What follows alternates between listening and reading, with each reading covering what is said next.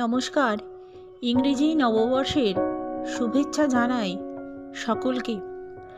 আজ ভগবান শ্রীরামকৃষ্ণদেবের পবিত্রতম কল্পতরু দিবস।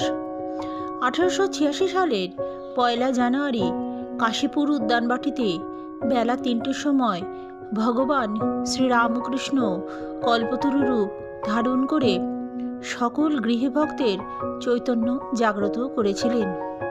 কিন্তু ঠাকুর একটি নির্দিষ্ট দিন বা একটি ক্ষণের জন্য কল্পতরু নন।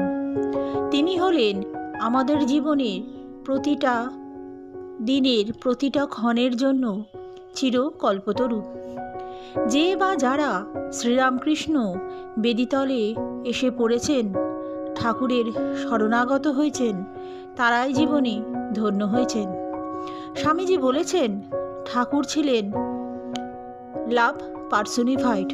তিনি শুধুমাত্র চিরকল্পতরু নন, তিনি হলেন ভালোবাসার মূর্ত বিগ্রহ।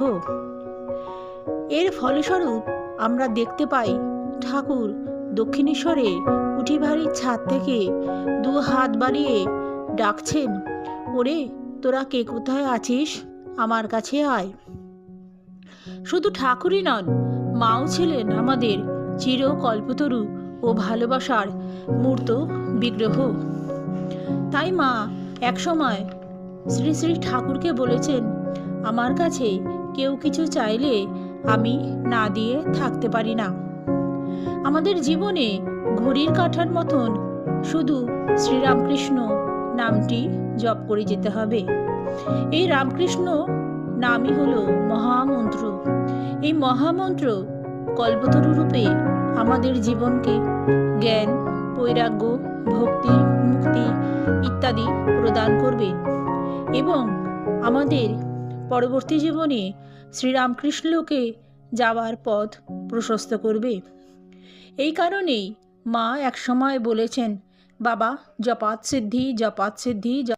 জগতের সকল ভক্তবৃন্দের ওপর ঠাকুর, মা, স্বামীজির অপার কৃপা বর্ষিত হোক। মায়ের রাতুল চরণে এই প্রার্থনা নিবেদন করি। জয় মা, জয় তু শ্রীরাম।